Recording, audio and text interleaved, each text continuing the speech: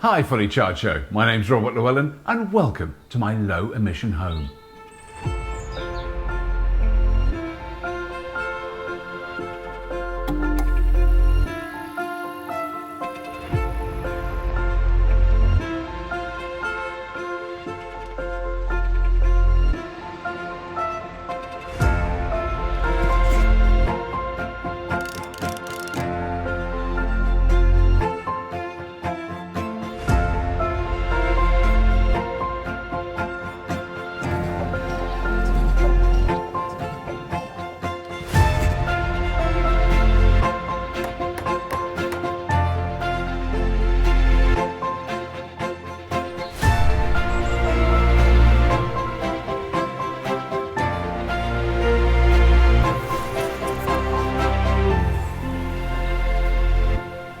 Energy and how we use it at home has scarcely been more relevant. So we're going to be bringing you a lot more home energy content on our Everything Electric show. And to do that, we've drafted in an expert. Hi, I'm Emily, and today Robert's given us a tour of his home and how he's made it as low emission as possible.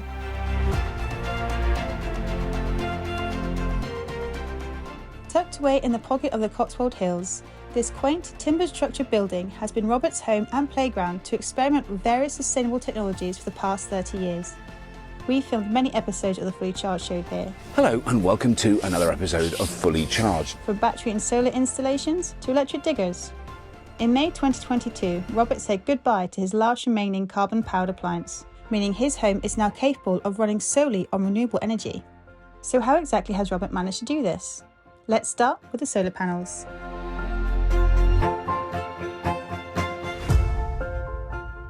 So I've got 10 here and 14 on the roof of my office, and that it adds up to a total of, I think it's 11.5 kilowatt peak, Right. maximum it can possibly do, which it never has done. But it's got close to 10 on a really good day in June, Yep. where it was a super clear sky. Yeah. It got to that. And the other thing I've noticed is if it's a super clear sky but quite cool, like it's not hot weather, when it was really hot, Yeah. I got less. Even though it was sunny, I guess the panels get very hot, don't They do, yeah. So on the roof, there's not a lot of air space, so you will get a hotter panel, whereas Right. the ones you have here are ground mounted. Yeah. So you get a nice airflow under Right. here, so it's going to keep them cooler and more efficient. Right. And what's the most you've ever generated? Oh, so in a of these? day, Yeah. about 65 kilowatt hours, 65 and a bit kilowatt hours. Was it hard for you to get permission for this one here or not? No, it wasn't that hard. And I mean, the installers got the permission, which was good. So I didn't have to do anything because I'd have done, imagine the form would have been a disaster if I'd filled it out. But I think it was partly to do with the fact that we weren't setting them in concrete. So we weren't digging up the ground, pouring in loads of concrete, fitting them out. These are ground screws. They literally are screwed in by a digger with it's like a big electric screwdriver, but it's a digger, and it's amazing watching them go in. So that was put in. So that means it can be taken away, and it leaves very little damage. You know, if you want to, someone wants to get rid of them. So I just want to explain what's going on here. These are the big screws that we put in the ground. All really straightforward, no problem at all. That one there, split a water pipe that I put in 20 plus years ago that takes water up the garden, so that we've got water up the top of the garden, a little tap up in the hedge. Why is the pipe here? It makes no sense. And this is one of those classic things on a really rubbish day that we've got to be outside all day sorting this. I've now got to go down the plumbing merchants and get a special twisty on joiner. You've got to cut the pipe and join it together. I don't even want to talk. Can you power a lot more of your house now you've got this? Yes, I mean, that's the big change, is that effectively the ones on the roof of the office probably would have run the house a lot of the time with batteries, but not with cars. So as soon as you get electric cars, that's a lot more. So in a sense, this is to help charge the cars, which we've done a lot. So we've done, up until fairly recently, we did 41 days without any power from the grid. That's at amazing. All. And so in the British summer, and we've had quite a sunny summer this year, so I'm always like super conservative about how much they really produce, but this time it really was for real. It was 41 days without anything. Yeah.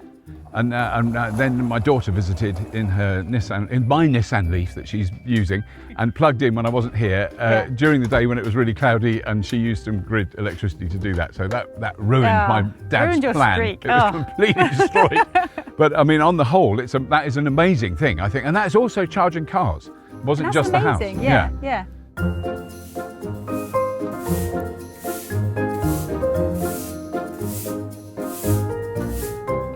Solar panels convert energy from the sun into electricity, which can then be stored in the batteries. So, on a sunny day like today, when Robert is able to generate more electricity than he needs, he can store and save that excess energy ready for a rainy day, which, with the British weather as unpredictable as it is, can come in rather handy. Well, the power from the panels comes in, actually I can see the wire, that's one of the wires, and the other one comes in out by that door, comes in from the solar panels into those two fellas there. Those are the inverters. You can tell me more about those, but I've learnt to know those two white boxes are the inverters. So they change it from DC to AC. That's right, yeah. Yes! Yeah. So, and then that feeds into the two batteries that are behind me. So those are both 13.5 kilowatt hours each. Yep. So it's a total of 27 kilowatt hours of storage capacity. And then there's a lot of other boxes that are kind of, I would call fuse boxes. I don't really know. But then that one there is the gateway, which I do understand that, because that is the thing that if there's a power cut, which bizarrely we get probably more than average people would in the UK. We get them quite often here for short periods of time, 20, 30 minutes, because we're in a fairly sort of frail old bit of the grid. And in a rural area. So what that does is cut the power from going into the grid if there's a power cut. So in case someone is trying to fix the wires, they're not getting electrocuted. And also we still have power in the house. So when there's power cuts in the winter and our neighbours look at our house, we've got our lights on. And we don't even know. I mean, we won't know that there's been a power cut until one of our neighbours tells us. So how much of the charge, sort of your stored charge, do you use for your own house? Oh, all of it, I guess. Yeah, I mean, I think, it's hard to know. I mean, we use all of it in the fullness of time, but in a day we wouldn't use. So if they were full, it's hard to work it out. If they, like in the winter, let's do winter and summer because it's very different. So in the winter we charge them at night. So they'll start charging, I think, at about 1 o'clock in the morning, and that's an off-peak tariff. So it's a cheaper rate for electricity, much cheaper. And so we'll charge them then, and then in the morning when we wake up, they're at 100%. Well, by the end of the day in the winter when it's not sunny, they're probably at 30%. So we've used 70% of what the batteries have got over that day, and that's heating and cooking and showers and water and everything. So I don't think we've ever used all of it in the house in a day. I think there's more than we would use on average in the house. And then in the summer, it's really hard to tell because basically it's usually at about 100% from solar by 10 or 11 o'clock in the morning, which means we've then got from 11 till say 7 or 8 when it stops generating. What are we going to do with that juice, which is when we put it in the cars? So next you've got the Zappi car charger, which is a great one because you can take excess solar put directly into your car, can't you? Which is amazing. And that is so easy to use. You just set it to, I think it's called Eco++. And then it just takes any excess solar that would go into the grid, it just puts it in the car. So what surprises me more with the cars rather than the charger is a car will charge at a very low speed. So if there's only 1.5 kilowatts coming off the solar and it will still put that in the car and up till as much as the solar can do.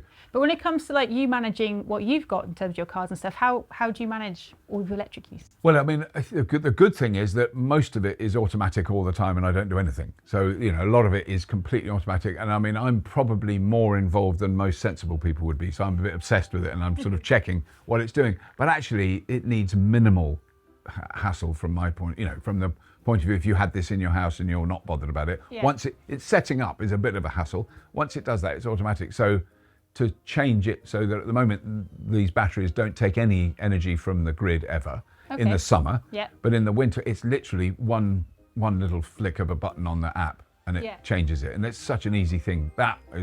I think if someone my age can use an app without being shown how to use it by a 19-year-old, it's a good app and it works.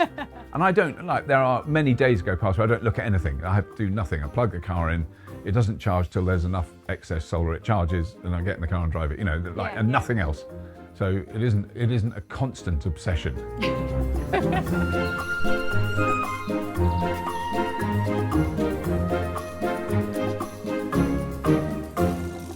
So the batteries are charged by the solar panels when it is sunny, give back to the grid when they are full, and are charged by the grid when the tariff is low overnight.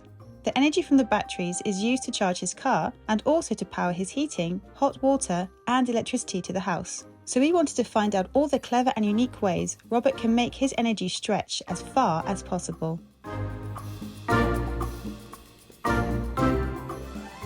So yeah, the way we heat the house now is through this. This is a Tepeo boiler, and that fitted in. It basically was very easy to replace. So those pipes are already there for our old gas boiler, which used to be on the wall there, and then they just had to do a bit of adaptation to fit it onto here. So it's a really simple fit. This took maybe an hour of the plumber putting that in. It was really, really quick. Wow. So what was up on the wall here for 25 years, it's been there, is a gas boiler. So that used to be here.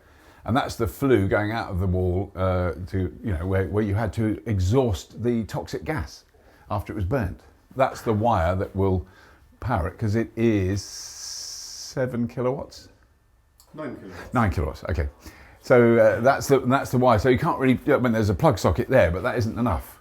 So it's a 9 kilowatt feed, because it basically heats up at night to a very high temperature. We had 3 months of winter with it, and it worked. Definitely worked. The radiators are really hot. We actually had to turn the thermostat down and work it out as it was when it started up. But what that does is it fills a thermal store at night from on off-peak electricity, so cheaper electricity. That heats up a big block of, it's quite clever metal. It's got some special ceramics. It's got ceramics on it. And it's a patented device. No one else has got it. So it heats it up to really high temperatures, like 300 degrees centigrade. Yeah. And then that store is then, during the day when you want your heating on, you turn your heating on, and it takes that heat from there, not from electricity at the time, which would be more expensive electricity. And again, it's got an app that I can understand as an old bloke, which is a good plus, but I'm not fiddling with it all the time.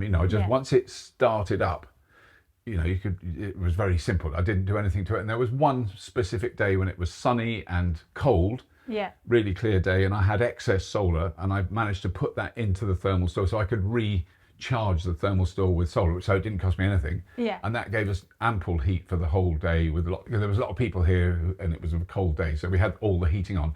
So why did you choose the Tepeo over an air source heat pump, for instance? Well, it was a difficult decision, and it was partly, I thought, we're going to cover heat, really from the point of view of the show, the fully charged show, we're going to cover heat pumps. We already have, we're going to do a load more.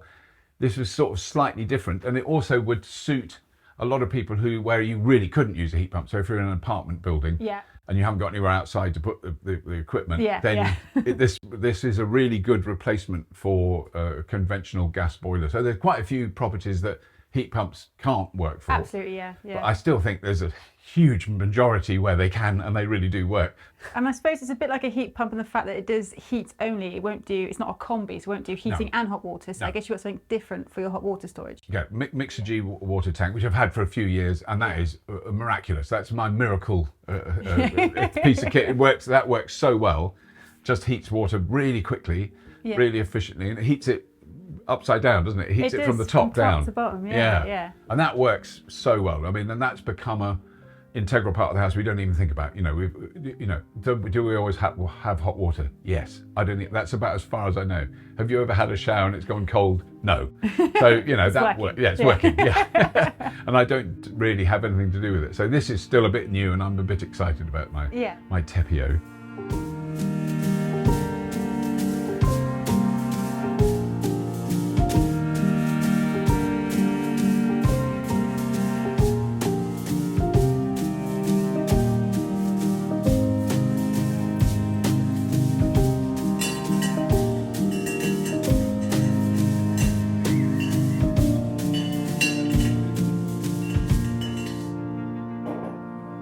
So what other energy devices do you have to reduce your carbon footprint in your house? Well, I suppose the obvious one is LED lights, and that made a really early difference when we had because we had halogen bulbs that I was always replacing because they were always breaking. Since we've had LED lights, they just work, and they use much less power, and it's really noticeable reduction. An energy-saving fridge. I don't know what that means, but it keeps things cool. And then that behind me replaced a gas-powered Arga that we inherited. Yeah. And that used to drive me mad, but everyone else who ever came to the house really loved it. So we've got that, which is an ever-hot electric stove. It's lovely, and it's made just down the road in Stroud. So it's a locally produced a piece of equipment. And also, I just want to say this to alleviate my guilt, because it is definitely the most indulgent thing we've got. That is made using renewable energy. So it's made in an old watermill, and they produce their own electricity in the old watermill, and they use that to help build and weld together all their metal stoves. So I'm supporting a local business. I'm looking at Dan, because out of everything we've done, that is very self-indulgent and a bit unnecessary. We could have got a really cheap cooker that used much less energy. So that is a bit bougie. But other than that, then it is the infrared heaters in the studio and my office, which are Herschel infrared heaters, and they're weird because they're just like really thin sheets that you kind of bolt to the wall, and you just plug them in, and then they've got brilliant thermostat and control stuff, but they kind of don't feel like radiators. But when you're in the room, you're warm. It is different heat. Yeah. And so I'm still getting used to those. So this has all happened. A lot of that's happened this year. So it's the last arc to get rid of gas was to get rid of all those sort of old-fashioned gas boilers and everything. So the infrared replaced radiators out there. I guess you got things like wall cavity insulation, loft insulation, got all that kind of stuff. Yeah, and we did that a long time ago, so about 20 plus years ago when we rebuilt the house. That was the one thing we did right then. We made loads of mistakes and loads of things I wish we'd done better and all that, but we did insulate the house really well. So the whole house is extremely well insulated, except for these old doors, which aren't perfect, so they've got shutters, so that helps. But in the fullness of time, if I could replace those with really proper engineered doors that didn't let wind in. So that's our one weak point. Everything else is really good, and so it actually has always been a cheap house to heat anyway. And what I've tried to do is make it even cheaper, the more efficient. But we started with insulation, so I mean that's absolutely, if you're going to say what do I do to make my house more energy efficient, insulate it is absolutely number one.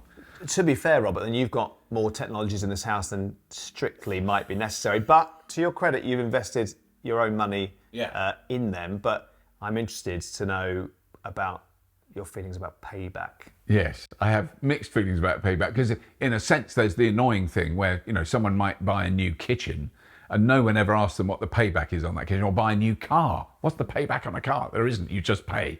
And so there is that side of it that goes, well, I didn't do it for the payback. I did it to reduce our energy bills, which it has done.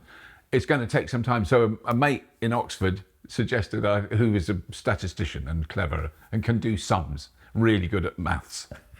And he suggested that I would have to live till I was 102 to pay back. But that was about 3 years ago. He's since commented, he said, like in a jokey way, he said, you've now got to live till you're 72, which for me is 6 years. So the payback is much less, and I would have invested more, but it's over such a long period of time. It's over 12 years that I've been doing all these various things. It wasn't overnight. Do you have a gut feel then what things are most economic? Because we were talking about thermostatic radiator valves earlier, and they're quite cheap and make quite a big difference. But do you have a feel for what? I love the fact that I've got thermostatic radiator valves and I didn't know. So that shows how really on the case I am. But do you have a feeling for what of the things you've done, whether it's the battery or solar, which you think is actually, whether it's the infrared or the Tepeo, things that might have made the biggest difference? I mean, I think now, if I was going to do something now, absolutely insulation is the thing. And that, when I remember some of the builders saying, when we were doing this house up, and some of the builders saying, you've got insulation in the loft. I went, not enough. So we've got like proper, and I knew that was a sensible thing to do. And particularly because this house is timber, it was it wasn't a challenge to do. So we could fill the walls with really good insulation without much. It's not like having an old stone house or a brick house. It was easy to do. So that wasn't a big challenge. But then I think I'd go for batteries first. And I don't know if that's sensible. I mean, you would know much better than me. But in a way, that the experience I've had with charging batteries off peak, so much cheaper, and then using that power when power is more expensive, is a really simple, logical thing. You can understand it very easily. Well, I know I paid 7 pence a kilowatt hour for this electricity last night, and I'm using it now in the day where it would cost me 55. So that is pretty obvious. Massive saving. And that payback, I think the batteries have paid back the quickest of anything, even though they're an expensive installation to start with. So Payback might be difficult to talk about because you've added lots of bits on over the years, but you must have sort of an inkling of what you've used and what you've been saving. So I can see, as soon as I open the app, I can see what's happening now. 6.4 kilowatts coming off the solar panels, of which 1.3 is being used in the house, but which means 5.1 at the moment is going into the grid. So that is running all my neighbours' appliances with clean electricity, and I feel very, what's the word? Smug. Smug and proud, and I'm virtue signalling like a nutter to do that. But then if I look, this is what is shocking. So if I look at the year so far, which is, I never do this. So I just check what is going on now and make sure, I can charge a car. You know, that's how I would think about it. So 11.57 megawatt hours this year we have used in this house, which strikes me as insanely high. Yeah. That's because of 2 electric cars, I guess. That's the thing. So, because that's what's so hard to judge, and why you need a statistician, someone with spreadsheets and who can remember numbers, is how much would we have spent on petrol in the same period? A lot. True, yeah. Is very obvious.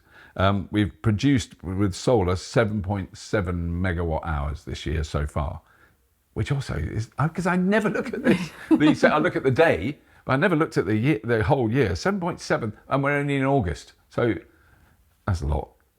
The battery, I don't know what that means. The Powerwall has discharged 4.14 megawatt hours. So it's obviously had that put in and it's discharged it. And then the grid, we've taken 4.46 megawatt hours, but we've delivered 0.28 megawatt hours. So that's 2,800 kilowatt hours. Yeah. Isn't it? Yeah. So the standard sort of UK 2-bedroom house for gas boiler you probably use that in about a year. Right. Okay, so we have supported the whole house on top of everything else we've done. That is extraordinary. Yeah. So that's. I mean, I don't look at those things. I'm going to from now on. I'm going to be obsessed. Do you know how much I've done this year? How many megawatt hours? But it is also the usage. I think you consider it like on a daily basis or a monthly bill. You don't look at the whole year. But I mean, 11 megawatt hours just sounds mad. All that we need to say then is thank you for letting us into your home. You're not a normal person though, are you? Your house isn't normal, so we'll be doing more normal houses. But what a great place to have a look at all the different technologies in one place.